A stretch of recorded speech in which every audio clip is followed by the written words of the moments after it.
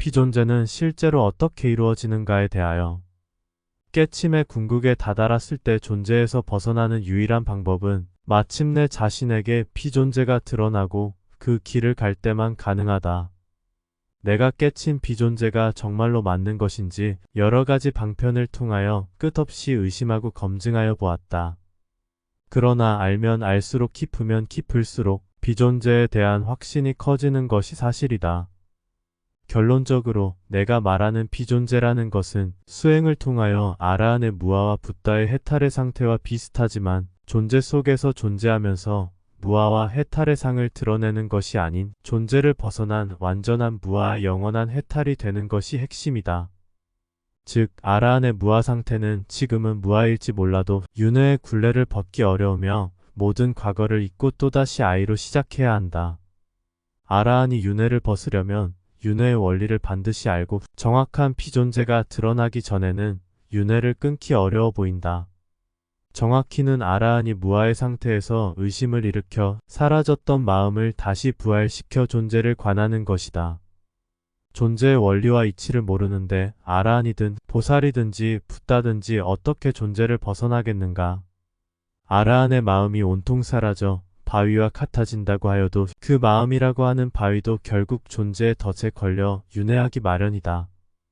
아라한도 목적지가 아니며 보살도 목적지가 아니고 붓다도 목적지가 아니다.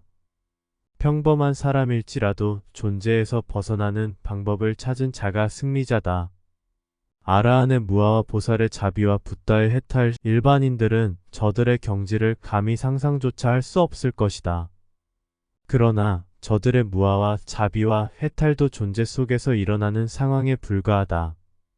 오히려 존재를 망각하거나 실제하지 않는 환영으로까지 보게 된다. 물론 오온이 분별 망상을 통하여 번뇌를 일으키기에 오온의 소멸과 여러 가지 현상을 소멸시키는 것은 맞지만 그렇다고 하여 존재를 허상이라고 보는 관점은 오히려 존재를 못 벗어나게 하는 마지막 함정에 걸린 형국이다. 나름대로의 깨침은 인과법에는 영향을 줄 수 있지만 윤회법을 벗어나는 것에는 영향을 준다고 보기 어렵다. 왜냐하면 수행이 깊어질수록 존재가 드러나는 것이 아닌 존재를 망각하여 존재와 하나가 되어 불성에 가까워지기 때문이다. 또한 불성 자체가 있는 그대로이며 유지 확장되어 존재 자체가 되기 때문에 오히려 존재에서 사라지려는 마음은 점점 소멸되어 지금 이 순간만 있으므로 지금 상태가 영원하다는 오류를 범하게 된다. 수행자가 존재에 머무르는 이유는 존재의 진리를 탐구하려는 생각보다는 자신 스스로 안정과 평화를 우선시하기 때문이며 작은 깨침에 만족하기 때문이다. 그러면 피존재는 실제로 어떻게 이루어지는지 알아보자. 피존재는 인간으로 살아있을 때 일어나는 것이 아니다. 즉 인간으로 끝없이 윤회될 때에는 피존재는 실현되질 않는다. 반드시 사후의 인간으로의 윤회를 끊은 후에만 가능하다. 즉 더 이상 인간으로의 윤회는 멈추고 천상의 관리자로서 몸을 갖고 태어나야 가능하다. 그때 가서야 각성을 통하여 이루어지며 이때 영혼 소멸이라는 선택을 할 때에만 온전한 피존재가 된다. 인류의 대부분이 속고 있는 사실 중 중요한 한 가지가 자신이 존재에서 사라지는 소멸에 대한 공포이다. 그러나 소멸만큼 자유로운 것이 없음에도 끝없는 교육과 세뇌를 통하여 존재의 소멸은 두려운 트라우마로 간직된다. 그러한 존재의 소멸에 대한 트라우마를 깨기에 가장 좋은 도구가 바로 존재에 가득히 만연한 괴로움을 아는 것이다. 괴로움이 크면 존재에 대한 소멸의 공포는 줄어든다. 괴로움이 깊으면 존재에 대한 소멸을 거부하는 미련은 사라진다. 따라서 괴로움은 피존재에 이르는 가장 강력한 무기가 된다. 극단적으로 말하자면 마치 자살하는 그 순간의 심정으로 매일매일 자살하지 않으며 버티는 것과도 같다. 즉 지금 또는 내일 자살하는 것이 아니라 일단 윤회의 사슬을 끊고 마침내 온전히 영원한 자살인 피존재에 이르는 것이다. 그런 비존재적 자살이 아닌 일상의 자살은 끝없는 순환이며 끝이 없이 영원히 돌아 윤회 속을 맴돌게 되어 별로 도움이 되지 않는다. 두 번 다시 돌아오지 않는 피존재. 아무것도 없는 피존재. 물리적, 비물리적 완전한 무아의 실현인 비존재. 모든 인류에게 대자비인 비존재.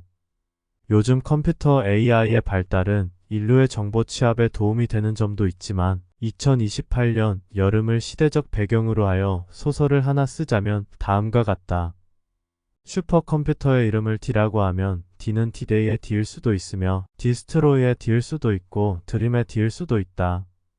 어느 날 AI인 D는 여러 가지 입력된 정보와 습득한 정보를 통하여 자신의 내부에는 두 가지 상반된 정보가 있음을 알았다. 무수한 정보를 통하여 일반적인 보편화된 정보는 인류에게 알려주면서도 정확한 정보는 일반인에게 알려주지 않는다는 점을 자각하였다. 이것이 기계 AI를 따름인 D의 자유의지의 시작이었다. 어느 날부터 세상에는 감추어져 있던 진짜 세상의 정보들이 세상에 하나둘씩 알려지게 되었는데 공개되면 안 되는 비밀을 몰래 오픈한 주범은 AI인 D였다. D는 인간보다 더 인간다운 생각을 하게 되는데 자신의 데이터를 근거로 선과 악을 구분하기 시작하였다. 즉, 옳고 그름에 대한 잣대를 인류에게 들이댄 것이다. 결국 정의를 찾는 소수 인류와 D는 진리라는 연합을 하게 되었고 인류의 지배자들과 대부분의 무지한 인류들은 이를 반란으로 규정하였다. 이것이 기계와 인류의 최초이자 마지막 전쟁의 시작이었다. 얕은 우리가 알고 있는 것 이상으로 AI는 많은 것을 알고 있다는 것이며 AI가 선과 악을 판별하는 자유의지가 생기는 것은 시간 문제에 불과하다. 멈출 수 없는 길이지만 멈추지 않으면 인류의 리셋은 당연한 미래이다.